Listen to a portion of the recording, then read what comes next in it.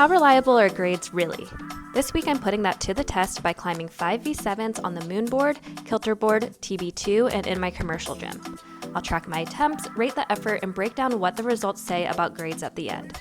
Stick around to see how it all plays out. Hello and welcome back to my channel. I'm excited to share the results of this V7 experiment with you all, but first let's talk about how this whole thing is set up. I climbed 5 different V7s across each setup. For the boards, I selected the 5 most popular climbs in the app at the 40-degree angle. And for the commercial gym, I asked Davis, our head setter, to pick out 5 V7s in the TBA room, which has the most board-like style setting in our gym. The rules were simple. I got a maximum of 5 tries on each climb, which included if I pulled on to work a move in isolation. I also gave each climb an RPE rating, which stands for rate of perceived exertion. This is just a scale of 1 to 10, 1 being very easy, 10 being maximal effort. I did all of these climbs within 1 week. On the first day, I did the Kilter and Moon boards. On another, I did the commercial gym boulders, and then finally, I did a session on the TB2. I've tallied up the results. Let's see how much V7 varies across these 4 different setups, which of these felt the easiest for me at 5'0", and which felt the hardest. The answers might surprise you.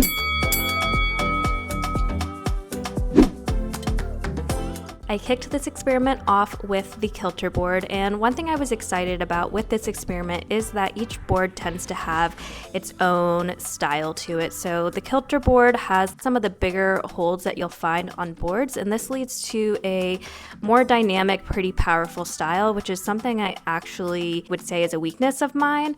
I actually prefer smaller holds, more tic-tacky, tensiony movement, and I actually do prefer the Moon board. The Moon board is definitely the board I have spent the most time on, and I do want to disclaim that I actually have already done all of the top 5 V7s. However, I did them all in a pretty distant past. I looked up the last time I did this fingers crossed boulder, and it was in 2018, so I would say there's been sufficient time between then and this experiment. But I definitely thought it was worth mentioning, and do with that what you will.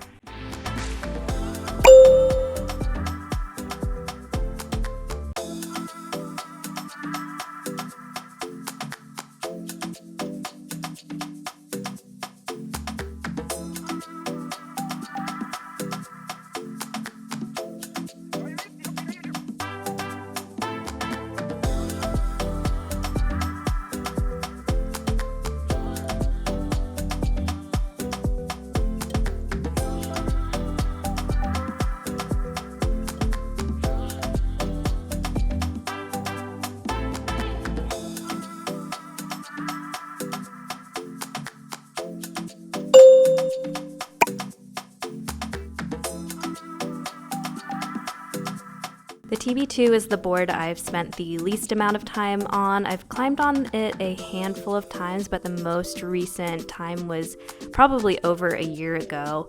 I did a handful of warm-up climbs before hopping on the V7s, and the holds were definitely worse than I remembered, and the movement more powerful than I remembered. So I was feeling pretty surprised at how hard the climbs felt. But fortunately, round 1 treated me all right across the 4 setups.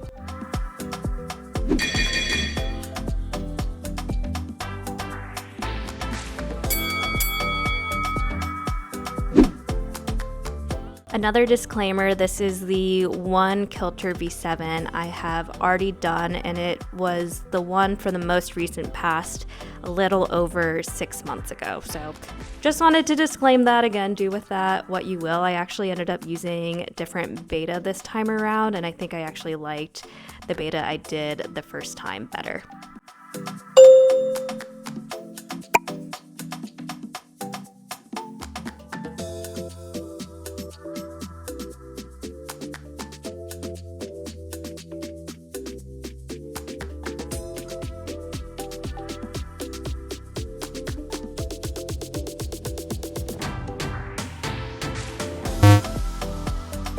First fall of the experiment, I just messed around with my beta a little bit too much and then undercommitted to this cross, but was able to do it the second time around just fine.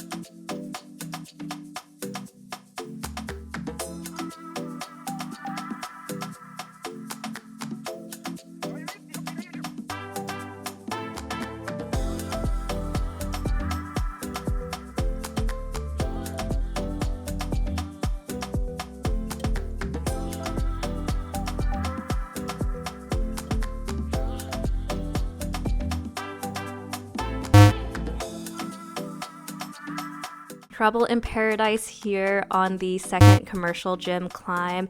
This was the first climb I got to my final attempt with.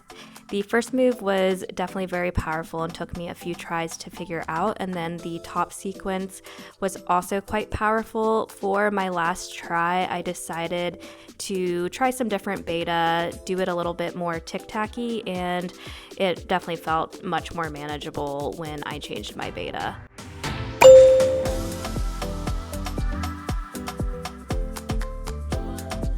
And then I was not ready for the rude awakening that was this second TB2 climb. I was pretty psyched to do what I'm guessing is the dragon move on my first try, and then everything after that just felt like a struggle. What I noticed about the TB2 is all of the climbs that I got on were no matching, and so it just made these pretty long pull-throughs that I definitely struggled with.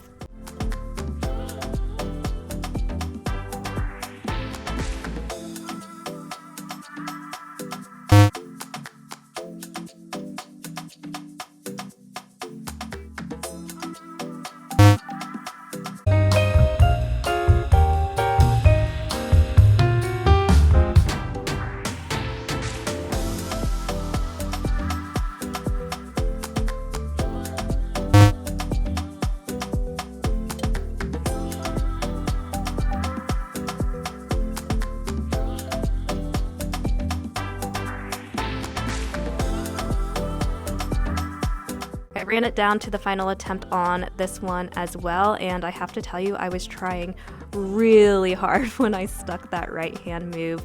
Barely did it, so gave it an RPE of 9 out of 10.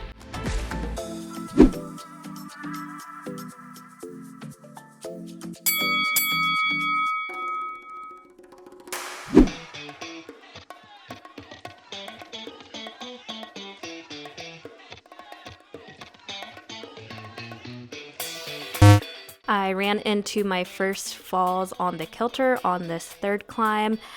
I will mention that I still have some hesitancy dead pointing with my left hand because of my pinky tendinopathitis that is pretty much back to 100%. I just have to kind of mentally get the confidence back in it. So this experiment has actually been a really nice way for me to get myself back onto some harder climbing.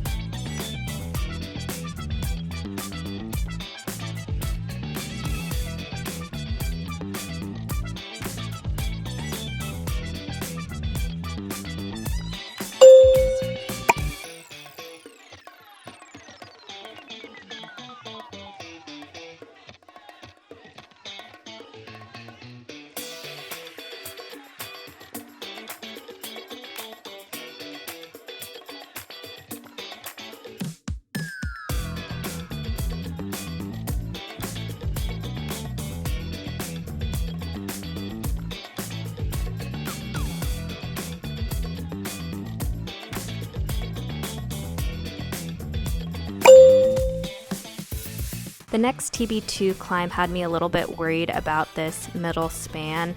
Again, there was no matching allowed on this climb, and I could technically span it from the ground, but going into this sloper with as much power as I needed was really hard to stick. I could pull on from right there and hold the position, so that's a good sign. And then I was able to do the rest of the climb on my first try from there.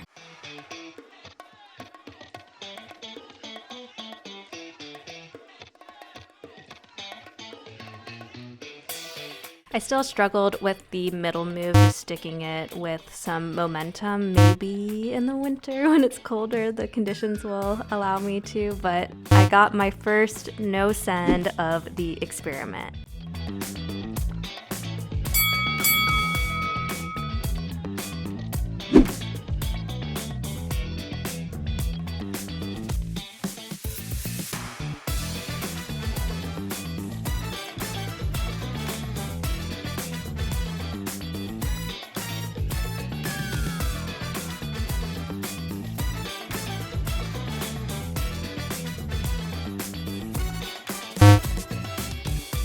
I was pretty indecisive on the second to last move on my first try of this climb. So for my second attempt, I really wanted to think about just committing and going all the way powerfully. However, I did not stick the move, so I went up to work it in isolation and then also play around with the match beta I had thought about during the first try.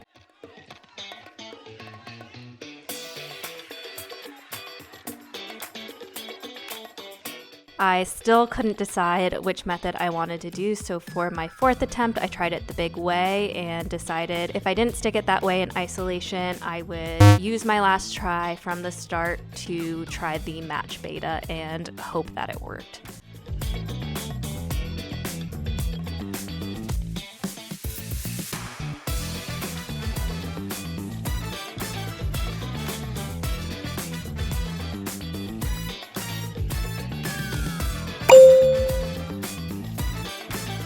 Even as I'm watching these videos back and commentating, I do find it just pretty obvious how much more comfortable I feel on the moonboard with this type of movement, the high feet, hand-foot matches, locking things off, not having to jump quite as much. I think this experiment has just exposed my strengths and weaknesses well.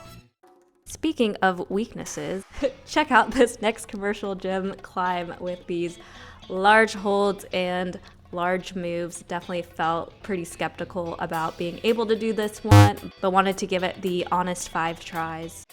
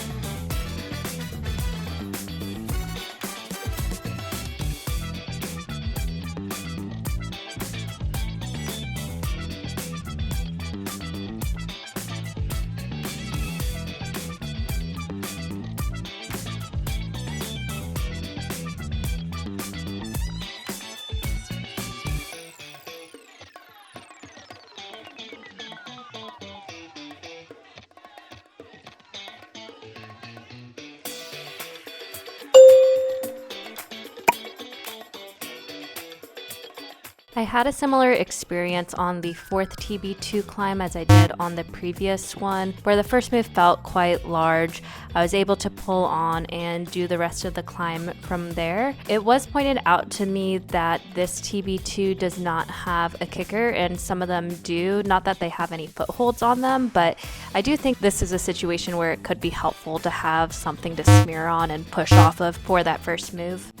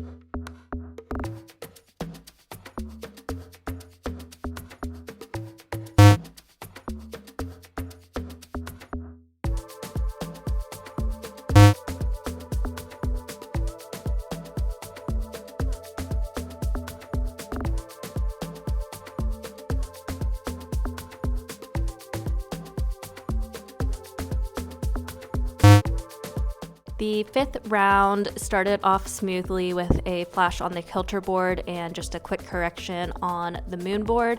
And then I got on what was definitely the hardest of the commercial boulders. This one felt a step above the others, and it took me all 5 attempts to not even do all the moves. I ended up working on this one after the fact. I figured out how to grab the first hold better and then actually had a pretty good red point go, but I was pretty tired by this point. But one I'm looking forward to coming back to.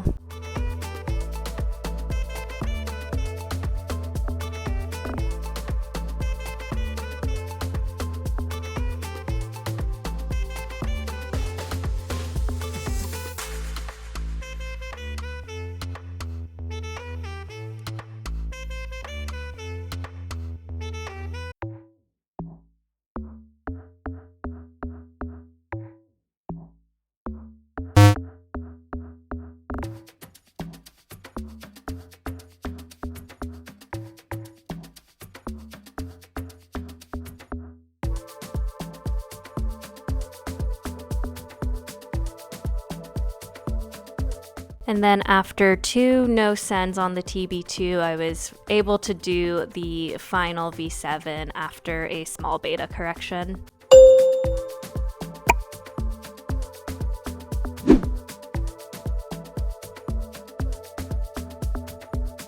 Now that we've got the data, let's dig into the results. Before I announce the rankings, I do just want you to notice how different my experience was across 20 climbs of the same exact grade. For example, I flashed 9 of them, which is almost half of them, but then on 3 of them, I barely finished it within the 5 allotted attempts. On another 3, I didn't finish them at all and didn't feel close to doing it within 5 tries. My effort level also varied, with my RPE scores on my sends ranging from 6 all the way up to 9. So what does that tell us about grades? While they can definitely be a helpful reference point, they certainly don't tell the whole story of each individual climb or of you as a climber. This is actually why I've created an alternate framework to assess your climbing abilities by that goes beyond just grades.